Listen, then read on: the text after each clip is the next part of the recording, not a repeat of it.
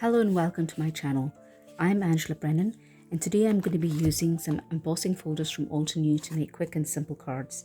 There are so many ways you can use embossing folders, but I'm going to keep it really simple because I want to make some thank you cards to thank some very special people who have helped a family member who's in need of that help and rallied around her for support and comfort. These are all actually 3D embossing folders. There's quite a couple of varying depths in this folder. So you can see that you can either ink it or just dry emboss it, as I have done here. A week ago I showed this card in another video of mine. It's a very simple card. You just dry emboss it, but you need to make sure that the card or paper that you use can take quite a bit of water, because I always spray with water first to ensure the fibers in the card or paper is softened before it is put through the embossing folder. So this is something I had really wet the paper and then put it through the embossing folder, so you can see it's quite warped.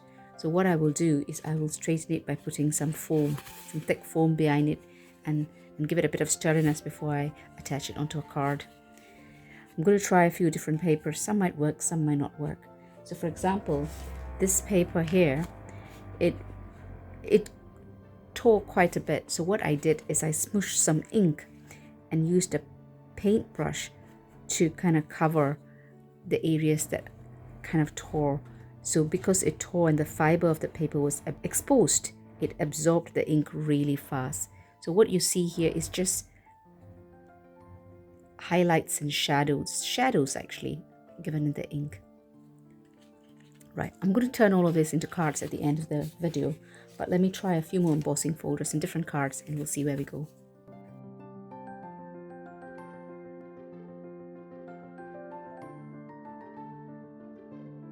I spritz a watercolor paper with water, lots of water, and then I randomly place watercolors, quite strong pigments from the Artist Watercolors of Altenew 24 colors, and where I think the flowers and the leaves would be based on the book Engravings embossing folder that I want to use. Now, I do use quite a lot of different pigments because I like the colors a bit varied, so it would look quite with shadows and lights, etc. Where there's too much water pooled, I use a dry water brush, or rather a water brush with less water, to pick up the extra colors, so it would remove some of the extra pigment, and I put a bit of a background. Now I take the embossing folder and see whether I have the colors exactly where I want it, and where I need a little bit more pigment for the leaves, I just add it there. So when I put it through the embossing folder, it looks amazing. So this is one way to use the embossing folder.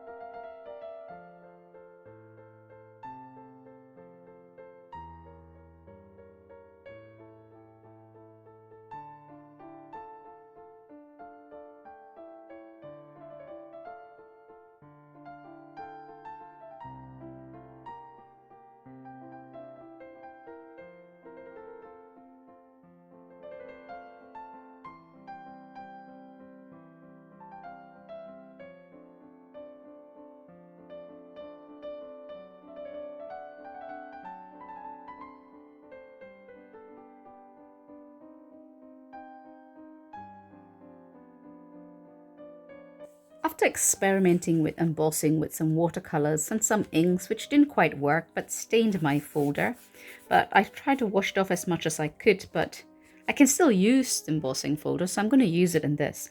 And I also realized that when I cut my paper, my card rather, to be embossed, I shouldn't cut it exactly the size of an A2 card, which is 5.5 inches by 4¼ inches. So what I did is I gave it an extra 1/4 inch both in the width and the length. So it gives it space to take into consideration all the folds. So I'm going to use these two Decorative blue card panels to use these embossing folders. I'm going to show you what I do. So the first thing I do is I place my towel here and then I spray the card on both sides. Not too much, and then I just spread the water a little bit. And this is dried a little bit, so. And then I put it into this. So I can see the pattern I want, so I kind of go with, I want the bulk of the pattern to be here. And then I put it through my die cutting machine using the embossing sandwich. I'll be right back. So here you go, I've put it through. And it looks really, really lovely when I open it.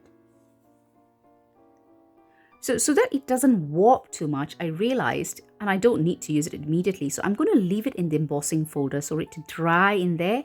So it'll dry as straight as possible. Because I noticed if I take it out of the embossing folder, sometimes it warps quite a bit like this one. But it's okay. There's a what you can, I can show you what you can do if it warps as well. So there is a remedy to that. But I'm going to leave this in the embossing folder. Let me show you one more time what I do here. I just literally spray this. And there's so many things you can do in the embossing folder, I said. But this seems to be my favorite. I want to keep it clean and simple, and it just looks gorgeous as it is because it is 3D embossing folder, and the 3D embossing folder just is lovely. I just love it. So I'm going to get as much as I can here and put it through the embossing machine. Again, a lovely image. Look at the depth of it, because it's a 3D embossing folder. I'm going to leave that in the embossing folder to dry as well. And I'll show you what I do with the other cards that I've already dry embossed. So after the embossed card dries, then I cut it into the A2 size. So I want it to be full, to cover the full card of an A2 size card. So this is an A2 size card, which is 4¼ inches by 5½ inches. So it covers it exactly. But if you look at it, it's quite warped here. So what I do to get rid of that warpness is I will actually put some foam against it. And that just keeps it straight. So this is what I normally put for the foam tape. But I'm going to put more foam tape. Now you could use glue as well, but I'm so used to using foam tape because that's how I do my adhering to card panels, etc. So what I would do is I would put more tape to keep it really flat.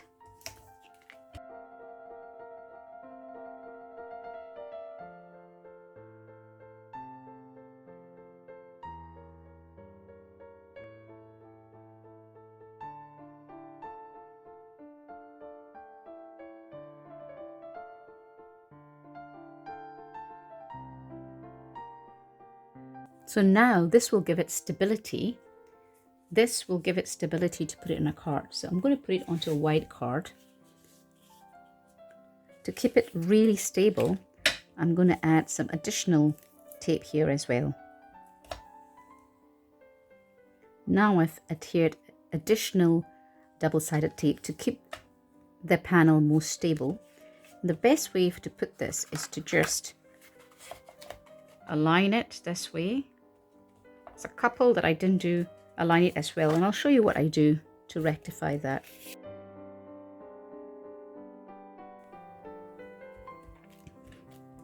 So you see how straight it is now. So you get, it doesn't look warped, so it's got a flat panel here. Now there are some that I did didn't quite turn out as well. So this is a card I did. And I cut the panel exactly to an A2 panel, which is 4¼ by 5½ inches. So as you can see, when it's been embossed, it's slightly short. So you can see here, it's slightly shorter than what it needs to be, or smaller than what it needs to be. But I've put it on and it looks a little bit not as neat as I'd like it to be. So to rectify it, I'm going to use the nesting rectangle frames from Waffle Flower to put a frame. I cut out a frame from a card, and I'm going to put a frame around this. So that kind of covers up all the shortcomings of the card, so to speak. The fact that it's not a full-size A2 card. So this, it still looks really pretty with a frame, and I can put my sentiment here. I'll show how I put a frame around it and how I rectify the panels that are not quite the size of an A2 card.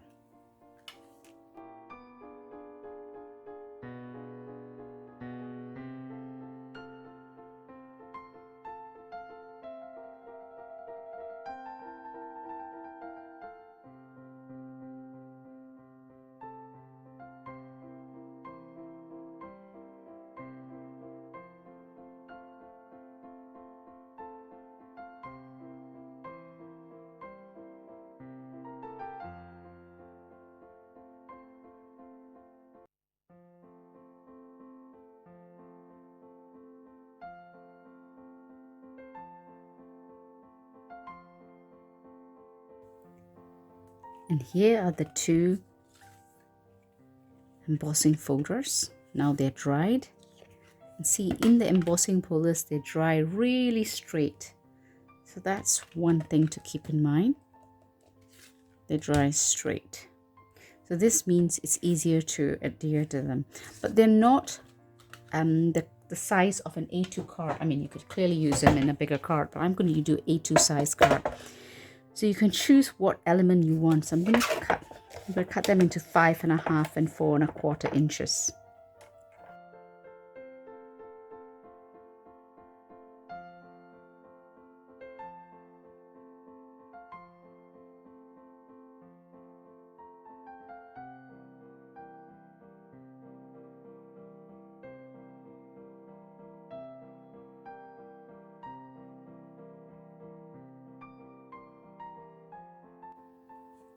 Hello there. So here is all the cards I've made with the embossing folders.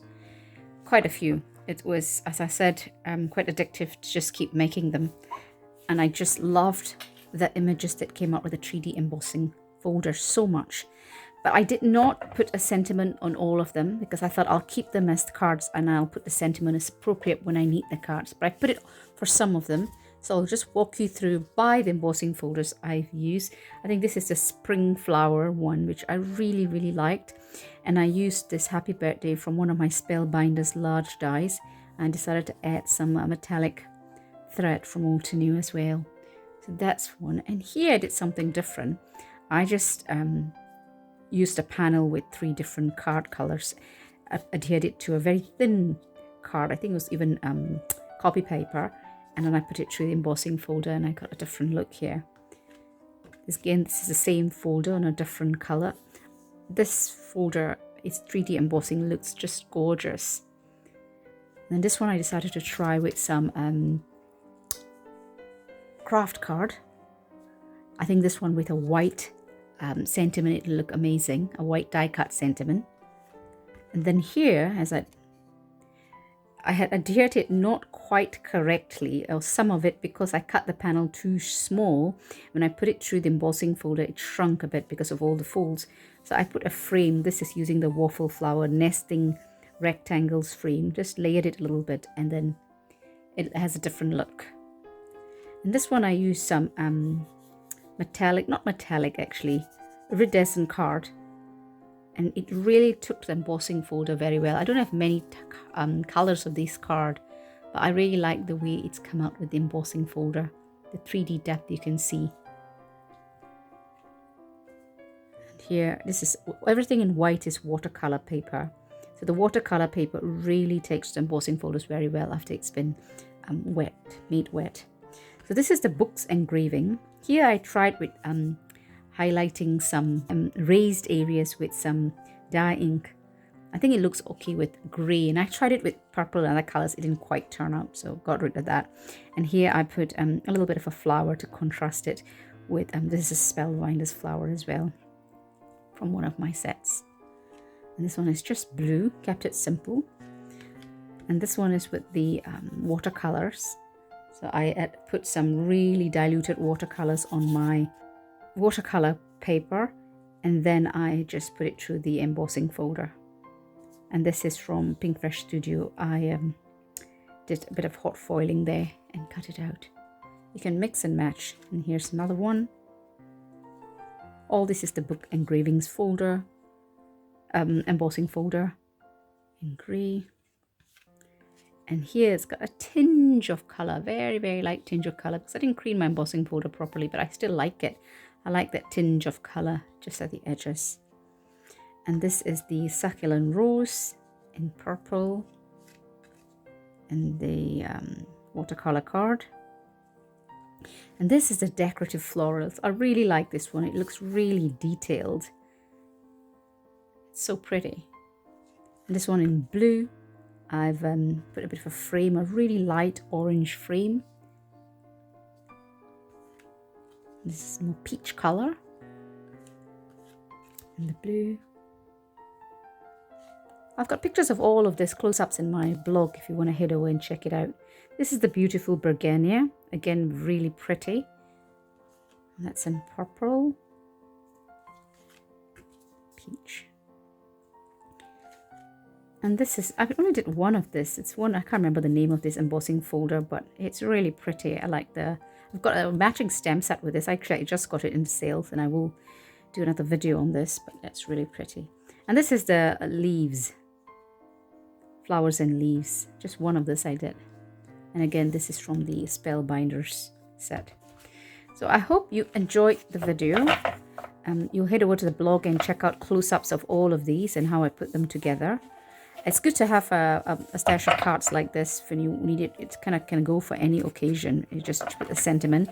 You can even add some gems or some thread, and you can just change the look of the card and to match the celebration or the occasion that you're sending the card for. So if you enjoyed the video, please give it a thumbs up. Consider subscribing, and remember to press the notification bell so you are alerted when a new video is uploaded.